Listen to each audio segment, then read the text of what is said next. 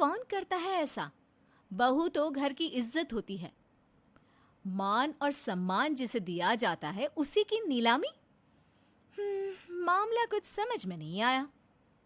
अरे क्या हो रहा है? इस घर में क्यों किसी को कोई शांति नहीं है? माँ, पता नहीं भगवान ने क्या सोचकर मुझे इस भिखारियों के घर में पैदा कर दिया। और नहीं तो क्या माँ, आपकी और पापा की औकात नहीं थी तो क्या जरूरत थी बच्चे पैदा करने की? तभी बहू आ जाती है हाथ में मुरमुरे लेकर।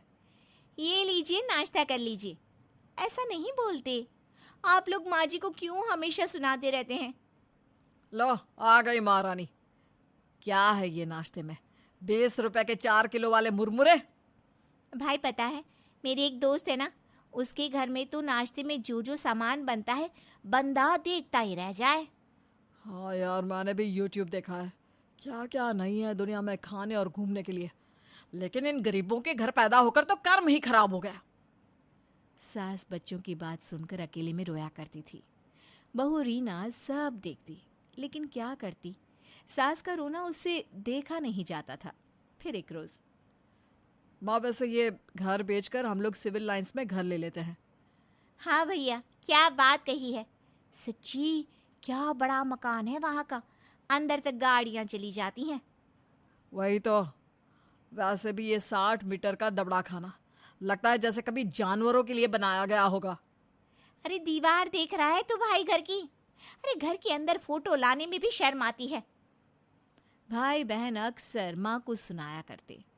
बेटा भी घर बेच देने पर उतारू था कि क्या है माँ जी, क्यों अपना मन खराब करती हैं? कुछ नहीं रखा इन लोगों की बातों में। ये लोग अभी दुनियादारी नहीं समझ रहे हैं। बेटा, तेरे ससुर बहुत ईमानदार आदमी थे। उन्होंने ना कभी घूस ली, ना किसी का एक पैसा मारा। बेटा, तेरे ससुर जी ने मेहनत कर खून पसीने की कमाई से इस घर को खड़ा किया है। वो लोग बात कर ही रहे थे कि तभी पति और ननद आ जाते हैं। हाँ तो क्या मिल गया ईमानदार होकर? छोटा सा घर और गंदी सी गरीबों वाली जिंदगी, और क्या? ऐसी बात नहीं है, ऊपर वाला सब देख रहा है।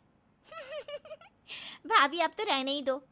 आपका तो क्या हाल था मायके में, देखा है हम लोगों ने। न जाने माँ को क्या अच्छा लग गया जो भैया के गले बांध दिया। सही बोल रही हो। किसी अमीर घर की मॉडर्न लड़की से शादी होती तो दहेज में लाती ना बंगला, कार। क्या कैसी बात कर रहे हो तुम लोग? अरे बहू जितना पढ़ा लिखा तो पूरे मोहल्ले में नहीं है, ऊपर से सूरत सीरत दोनों। मैं तो कहती हूँ ये ना होती तो तुम दोनों मिलकर तो मुझे मार ही देते। आपको मारकर कौन सा हम लोगों को करोड़ों मिलेंगे, क्यों भाई? और क्या। चलो मैं चला नौकरी पर। कमाऊं ना तो खाना भी नसीब ना हो, मनहूसियत तो इतनी है। मैं भी चलती हूँ। कॉलेज की लाइब्रेरी में कम से कम एसी तो है। यहाँ कूलर में पानी डाल डाल कर हालत वैसे भी खस्ता हो जाती है। वक्त बीतता है। फिर एक दिन बहन रोती हुई घर आती है। अरे क्या हो गया सीमा, क्यों रो रही हो? सब ठीक तो है ना? नहीं भाभी, वो राकेश है ना, जिससे मैं प्यार करती थी, उसने शादी करने से मना कर दिया। बोल रहा था मेरी डिमांड बहुत है, उसके साथ मैं नहीं रह पाऊंगी। क्यों? ऐसा क्या मांग लिया तूने उन लोगों से? और तेरे साथ तो उसका प्यार कब से है, वो ऐसा कर भी कैसे सकता है? हम लोगों को उन लोगों के घर जाना होगा। अरे ऐसा थोड़ी ना, हम लोगों ने तो पूरे रिश्तेदारी में बता रखा है राकेश के बारे में। माँ, वो मेरी और इनकी शादी में भी आया था, तो हम लोगों के घर में भी सबको पता है कि उसकी और सीमा की शादी होने वाली है। अरे इतना बड़ा मकान है उसका, अब मैं फिर से कैसे किसी को ढूंढूंगी जिसका बड़ा मकान और कार हो। शाम को भाई आता है और सभी राकेश के घर जाते हैं, जिससे सीमा बहुत प्यार करती थी। हाँ, तो क्या बात करने आए हैं आप लोग? बात करके कोई फायदा नहीं है। मैंने दिल बना लिया है कि मैं इससे शादी नहीं करूंगा। हाँ पर पता तो चले। अरे बचपन से साथ हो, क्यों शादी नहीं करनी? क्या बात हो गई है? अरे इसकी हसरतें पूरी ही नहीं होती। ये चाहती है कि मैं शादी के बाद माँ को छोड़कर इसके साथ इससे भी बड़े मकान में अलग रहूं। मैं अपनी माँ को किसी हालत में नहीं छोड़ सकता हूँ। ऊपर से कहती है ये कार बेचकर बड़ी ले लो, कल को कहेगी कि माँ को बेचकर कोई और माँ ले लो। हाँ, ये आइडिया भी सही है। वैसे भी मैं तो कोई मॉडर्न सास चाहती हूँ, बिल्कुल हेमा मालिनी जैसी। देख रहे हैं ना आप लोग इसका हाल। अरे कैसे कर लूं मैं शादी, नाना? तभी सीमा की भाभी सामने आती है हाथ जोड़कर। आप लोग अपनी जगह बिल्कुल सही हैं, लेकिन आप लोग एक बार सीमा की नज़र से देखिए। उसने जीवन में बस दुख ही दुख देखे हैं। आप लोगों के घर आकर उसके अधूरे सपने पूरे होंगे, बस यही उम्मीद तो वो आप लोगों से कर रही है। भाभी अच्छी अच्छी बात ननद के लिए बोली जा रही थी और राकेश की माँ उसे सुन रही थी। फिर बहू की बात पूरी हो जाने के बाद, आप लोग चाहे तो हम ये शादी तो कर सकते हैं, लेकिन हम लोगों की शर्त है। शर्त? कैसी शर्त? शर्त ये है कि आप अपनी बहू की बोली लगाइए। हम लोगों के खानदान में प्रथा है कि लड़की की भाभी की बोली लगती है। बोली हम दोनों के परिवार के बीच लगेगी। जो जीतेगा उसके अगले 1 महीने आपकी बहू को उनके घर रहना होगा। यानी हम जीते तो सीमा के साथ विदाई में उसकी भाभी भी आएगी और इज्जत के साथ इस घर में रहेगी। माँ, आपने अब तक मेरे लिए कॉफी क्यों नहीं बनाई? आपको पता है ना, सुबह सुबह मुझे कॉफी चाहिए होती है। अरे बेटा, बस मैं ला ही तो रही थी तेरे लिए कॉफी। इसमें इतना गुस्सा होने वाली कौन सी बात है? कल से कॉफी मुझे एकदम टाइम पर चाहिए, वरना आप जानती है मेरे गुस्से के बारे में। अरे ठीक है, मिल जाएगी तुझे कल से कॉफी टाइम पर। बस अब जाकर फ्रेश हो जा बेटा। आज तुझे लड़के वाले भी तो देखने आ रहे हैं। अच्छे से तैयार हो जाना। हो जाऊंगी तैयार, अब आप जाइए। अर्चना वहाँ से चली जाती है। कुछ ही देर में लड़के वाले भी विधि को देखने आ जाते हैं। मेरी बेटी विधि बहुत शांत और शर्मीली है और बहुत कम बोलना पसंद करती है। ऐसी ही बहू तो हमें अपने बेटे आलेख के लिए चाहिए। आपकी बेटी की तारीफ तो बहुत सुन ली, अब जरा उसे बुला भी लीजिए। हाँ, क्यों नहीं, अभी बुलाते हैं। विधि बेटा, नीचे आना तो। विधि। पिता के इतना कहने पर विधि गुस्से से तिल मिलाती हुई नीचे आ जाती है। गला फाड़ फाड़ कर क्यों चिल्ला रहे हो? घर में ही हूँ मैं, कहीं विदेश नहीं गई हूँ जो इतना चिल्ला रहे हो आप। शांत शर्मीली लड़की। लड़के वाले आंखें फाड़ फाड़ कर उसे देखने लगते हैं। आपने तो कहा था बहुत शांत और शर्मीली है आपकी बेटी, ये तो कहीं से भी शांत और शर्मीली नहीं लग रही। अब वो क्या है ना बहन जी, हमारी बेटी की ना इन दिनों थोड़ी तबीयत खराब है, इसलिए वो थोड़ी चिड़चिड़ी हो गई है आजकल। हाँ बहन जी, वरना इसे तो जरा भी गुस्सा नहीं आता, जरा भी नहीं। प्रणव और अर्चना की बातों से लड़के वालों को कुछ तसल्ली मिलती है। विधि बेटा, क्या क्या काम आते हैं तुम्हें? काम मतलब? काम जैसे कि झाड़ू पोछा, खाना पीना, कपड़े बर्तन धोना, ये सब काम आते हैं ना तुम्हें? क्यों, मैं आपको कोई नौकरानी नजर आती हूँ क्या? विधि, ये किस तरह की बात कर रही हो तुम? ये कोई मजाक का समय नहीं है। बहन जी, आप इसकी बातों का बुरा मत मानिए, ये बस ऐसे ही मजाक करती रहती है। इसे खाना पीना बनाना सब आता है, आप निश्चिंत रहे। विधि बेटा, एक कप चाय बना कर लाना तो। मैं नहीं बनाने वाली कोई चाय वाय, जिसे पीनी है खुद जाकर बना ले। विधि का रवैया देखकर लड़के वालों की आंखें खुली की खुली रह जाती है। माँ, मुझे इससे शादी नहीं करनी, चलिए हम घर चलते हैं। बहन जी, आप ही रखिए अपनी इस शांत शर्मीली सरल स्वभाव की लड़की को अपने पास, हमें नहीं बनाना ऐसी लड़की को अपने घर की बहू। इतना कहकर सभी लोग वहाँ से चले जाते हैं। उनके जाते ही विधि भी अपना पैर पटकते हुए वहाँ से चली जाती है। विधि के पीछे पीछे उसके माता पिता भी जाते हैं। विधि, मैंने तुम्हें 1000 बार समझाया है, जब भी घर में कोई आता है तो उसके सामने तमीज से पेश आना। तुम्हें अकल कब आएगी? इतनी मुश्किल से तुम्हारे लिए एक रिश्ता आया था, वो भी हाथ से चला गया। बस कीजिए आप लोग, मैं कोई घर की नौकरानी हूँ जो मुझसे वो इतने सवाल कर रहे थे? अरे वो लोग क्या मुझे रिजेक्ट करेंगे? हाँ, मैं खुद लात मारती हूँ ऐसे लोगों को। तेरी इन्हीं हरकतों के कारण कोई तुझसे शादी करने को तैयार नहीं हो रहा। अब अगर अगली बार से तूने ऐसा किया ना, तो फिर देखना तुझे शॉपिंग के लिए 1 रुपया नहीं मिलेगा। शॉपिंग का नाम सुनकर विधि का गुस्सा थम जाता है और वो उनकी बात मान लेती है। कुछ दिनों के बाद विधि को देखने शिवम नाम का एक लड़का अपने परिवार के साथ वहाँ आता है। हमें तो आपकी बेटी विधि बहुत पसंद है। अगर आपकी तरफ से भी हाँ हो तो हम शादी की बात आगे बढ़ाएं। जी जी बिल्कुल, हमें भी आपका लड़का शिवम बहुत पसंद आया और मेरी बेटी की तरफ से तो हाँ है जी। तो फिर देर किस बात की, शादी का मुहूर्त निकलवाते हैं। मैं आज ही पंडित जी से बात करके शादी की तारीख निकलवाता हूँ। देखते ही देखते विधि की शादी शिवम नाम के लड़के के साथ हो जाती है। शादी के पहले दिन ही अपने ससुराल में विधि के गुस्से का पारा हाई हो जाता है। ये क्या है मम्मी जी, सुबह के 10 बजने को है, आपने अभी तक मुझे कॉफी क्यों नहीं दी? बहू, आज तेरा ससुराल में पहला दिन है और तू 10 बजे उठ रही है।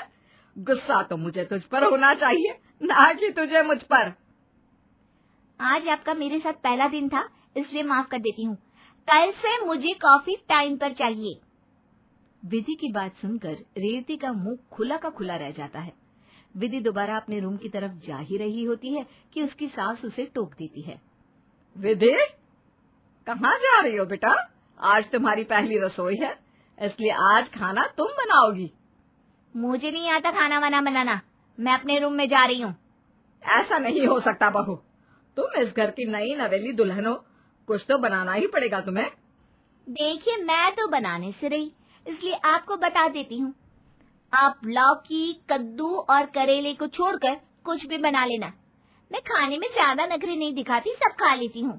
और हाँ, जब खाना बन जाए तो मेरे रूम पर ही ले आना। वो क्या है ना, मेरे कमर में बहुत दर्द हो रहा है तो थोड़ा आराम कर लेती हूँ। विधि की बातों से रेवती दंग रह जाती है। वो बिना बात को आगे बढ़ाए शांति से रसोई में काम पर लग जाती है। ऐसे ही कुछ दिन बीत जाते हैं, लेकिन उसके बावजूद भी विधि का रवैया नहीं बदलता तो सभी उससे परेशान होने लगते हैं। कहीं हमने बेटे के लिए गलत लड़की को तो नहीं चुन लिया? अब तो मुझे भी ऐसा ही लगने लगा है। जब से वो आई है उसने खाना बनाना तो दूर, अब तक रसोई के दर्शन भी नहीं किए। अगर उससे कुछ बोलो तो लड़ना शुरू कर देती है। मुझे तो बहुत चिंता हो रही है अपने बेटे के भविष्य की। चिंता तो अब मुझे भी होने लगी है उसकी। अगले दिन, मैंने आपसे 1000 बार बोला है कि अपने कपड़े खुद अलमारी में रख दिया कीजिए। मैं क्या यहाँ पर पगार में काम करने वाली नौकरानी हूँ जो अपने सारे कपड़े आप मेरे लिए छोड़कर चले जाते हो? अरे तो इसमें इतना लड़ने की क्या बात है, मैं अभी समेट लेता हूँ अपने कपड़ों को। और वैसे भी अगर तुम मेरे कपड़े समेट भी दोगी तो इसमें कौन सी बड़ी बात है, आखिर बीवी हो तुम मेरी। बीवी हूँ तो क्या रात दिन तुम्हारी चौकीदारी करूंगी? अरे तुम बेमतलब में बात को क्यों बड़ा कर रही हो? शिवम और विधि की आवाजें सुनकर रेवती और बलराज भी वहाँ आ जाते हैं और दोनों को लड़ता देख हैरान हो जाते हैं। अब तुम दोनों किस बात पर लड़ रहे हो? अच्छा हुआ आप लोग आ गए। समझा दीजिए अपने बेटे को कि अपना सारा सामान खुद समेट कर रखे, मैं इसकी नौकरी हूँ। अरे बेटा, तो बीवी है इसकी, और ये क्या तरीका है अपने पति से बात करने का? हाँ, अब आपको तो मैं ही गलत नजर आऊंगी। आखिर ये आपका बेटा जो है, इन्हें थोड़ी ना कुछ कहेंगे आप। माँ पापा, रहने दीजिए आप लोग, इससे बहस करके कोई फायदा नहीं। मुझे ऑफिस के लिए देर हो रही है, अब मैं जा रहा हूँ। इतना कहकर शिवम वहाँ से चला जाता है। ऐसे ही 3 महीने बीत जाते हैं और रोजाना किसी न किसी बात पर लड़ने की तो जैसे विधि को अब आदत हो चुकी थी। एक दिन, बहू, आज से मैं तुझे खाना बनाना सिखाती हूँ, चल मेरे साथ रसोई में। मैंने कहा ना माँ जी, मुझे खाना बनाना पसंद नहीं है। आपको सिखाना है तो अपने बेटे को सिखा दीजिए, मुझे नहीं सीखना। बहू, ये सब अब और नहीं चल सकता, तुझे अपनी जिम्मेदारियां भी निभानी होंगी। लेकिन माँ जी। लेकिन कुछ नहीं, चल मेरे साथ रसोई में। विधि अनचाहे मन से अपनी सास की बात मानते हुए उसके पीछे पीछे चल देती है, जहाँ रेवती उसे चाय बनाना सिखाती है।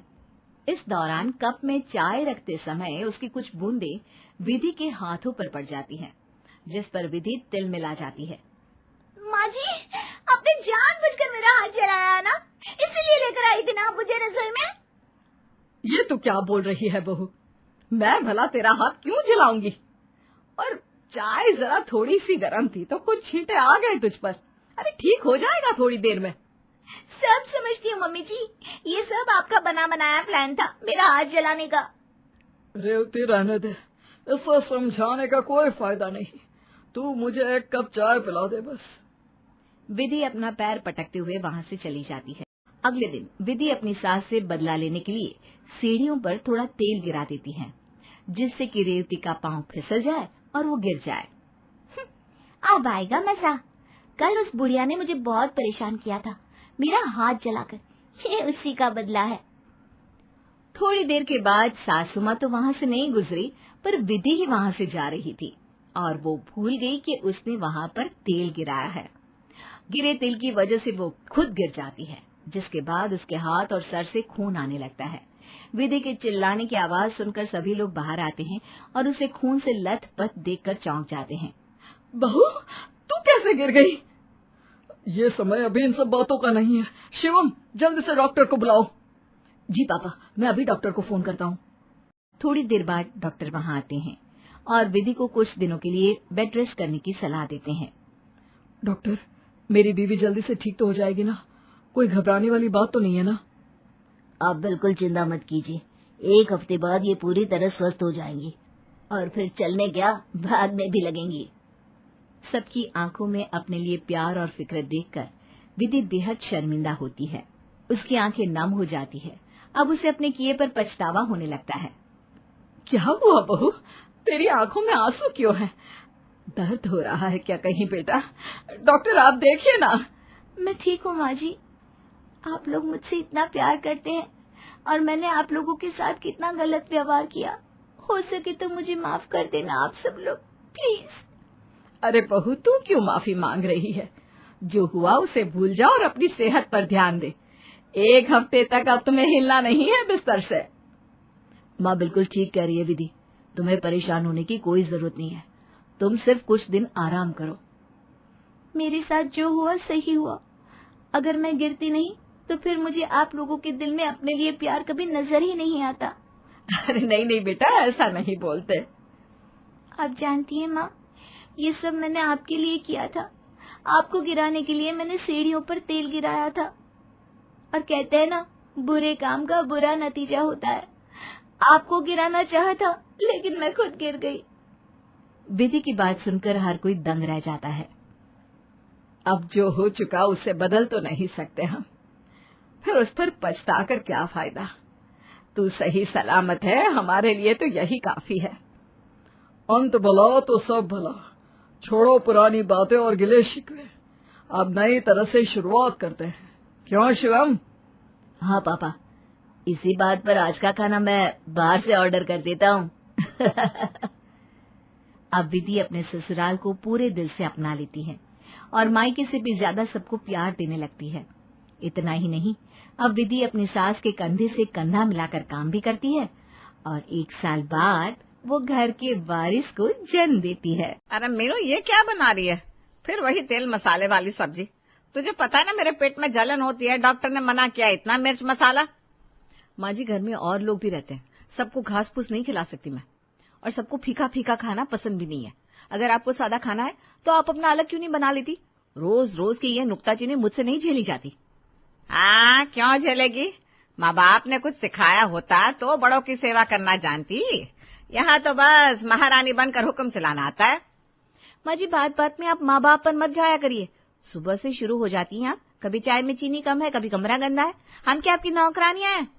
नौकरानी होती ना तो कम से कम डर तो होता। तुम तो सर पर चढ़कर नाचती हो। मेरे पति ने इस घर की एक एक ईंट जोड़ी थी और आज मुझे ही 2 रोटी के लिए तुम लोगों के नखरे सहने पड़ रहे।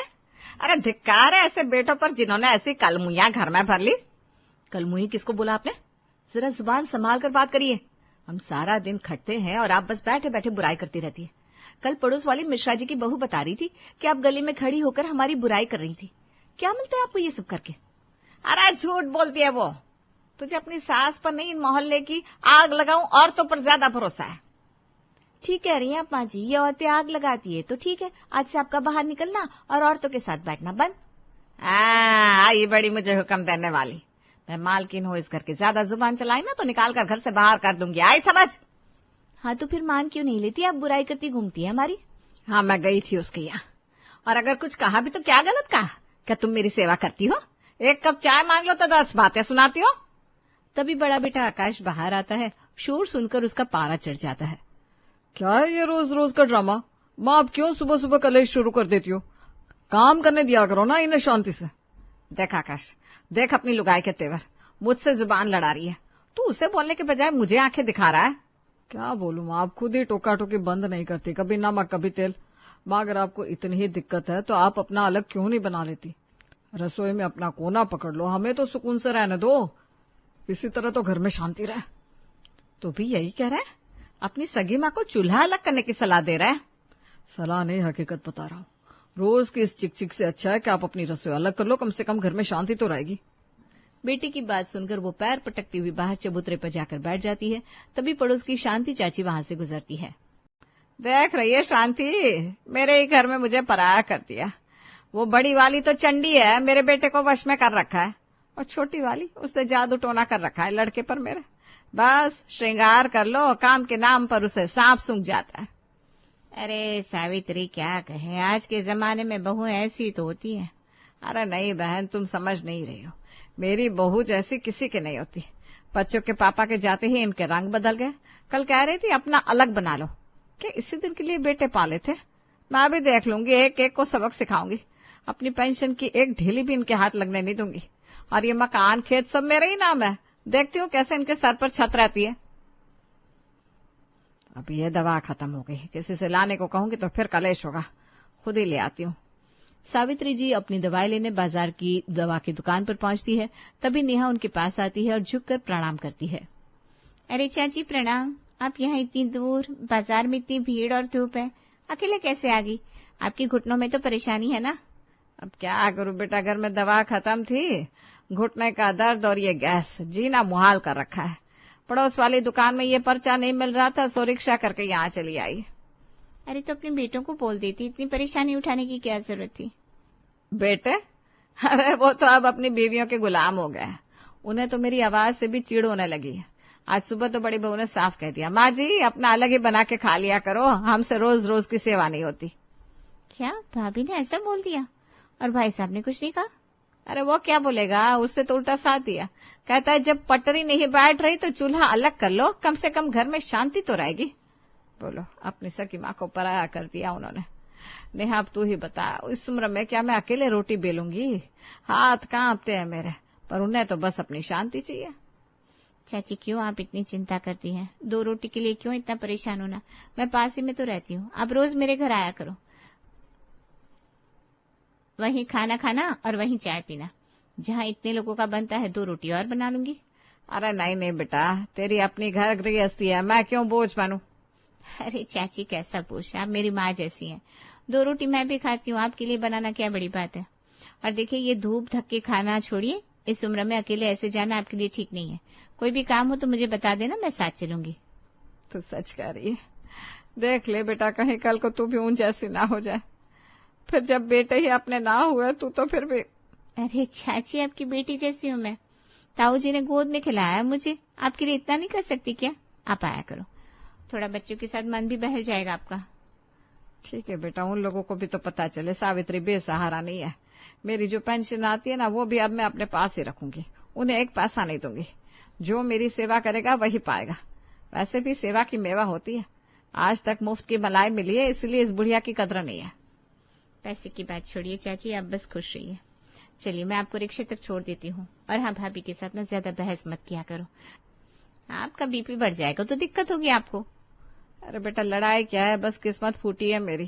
क्या घर के बुजुर्ग के लिए 2 रोटी और चावल नहीं बन सकती? लेकिन जानबूझकर ऐसा खाना बनाती है कि मैं खा ही ना पाऊं। अब क्या क्या बताऊं तुझे, खैर जाने दे, मैं चलती हूँ बेटा।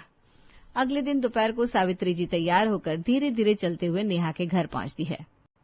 अरे चाची आइए आइए, मुझे लगा शायद आप नहीं आएंगी। बच्चे देखो, नानी आई है, प्रणाम करो। प्रणाम नानी। जीते रहो बेटा, खुश रहो। नेहा सच बताऊं तो घर से निकलने का मन ही नहीं था, पर वहां की घुटन से अच्छा लगा कि तेरे पास चली आऊं।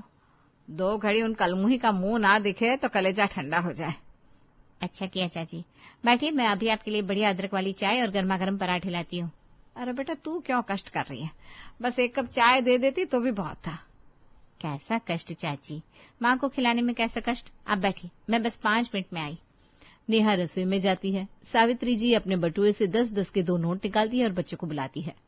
बेटा इधर आ, ये लो अपनी पसंद के चॉकलेट खा लेना। हाँ नहीं नानी, मम्मी डांटेगी।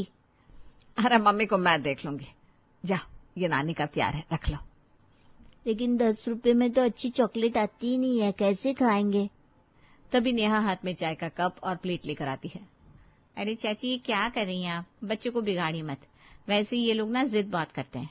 अरे रहने देना नेहा, मेरे अपने पोते पोतियां तो मेरे पास आते नहीं। उनकी माओ ने उन्हें सिखा रखा है कि दादी के पास मत जाना, वो बीमार रहती है। इन बच्चों के बहाने कम से कम मुझे भी थोड़ा सुख मिल जाता है। बड़े भाई और सुमित को सोचना चाहिए चाची, पर छोड़िए, आप ये चाय पीजिए और पराठे खाइए। कल बता देना जो आपका मन करे वही बनाऊंगी। कड़ी पसंद थी आपको, बचपन में बहुत बनवाई है आपसे। हाँ बेटा तब की बात और थी, अब तो हिम्मत जवाब देती है। बहुएं जो दे दे खा लेते हैं, लेकिन तेरे हाथ में बड़ा स्वाद है बेटा। अच्छा सुन, अगले हफ्ते मेरी पेंशन का काम है, बैंक जाना होगा, क्या तू साथ चल सकेगी? क्यों नहीं चाची, आप बस बता देना, मैं रिक्शा कर लूंगी और आपको ले जाऊंगी। आपको किसी के आगे हाथ फैलाने की जरूरत नहीं है। सच में नेहा तो ही मेरी अपनी है, उन लोगों को तो बस मेरी पेंशन की रकम दिखती है। पर अब मैं तय कर चुकी हूँ, अपनी पेंशन का एक हिस्सा मैं तेरे बच्चों के नाम कर दूंगी। तू मेरी इतनी सेवा जो कर रही है। नहीं नहीं चाची, पैसे के लिए नहीं कर रही मैं ये सब, आप बस यहाँ आती रहिए, वही मेरे लिए बहुत है। शाम को सावित्री जी मुस्कुराते हुए अपने घर में दाखिल होती है।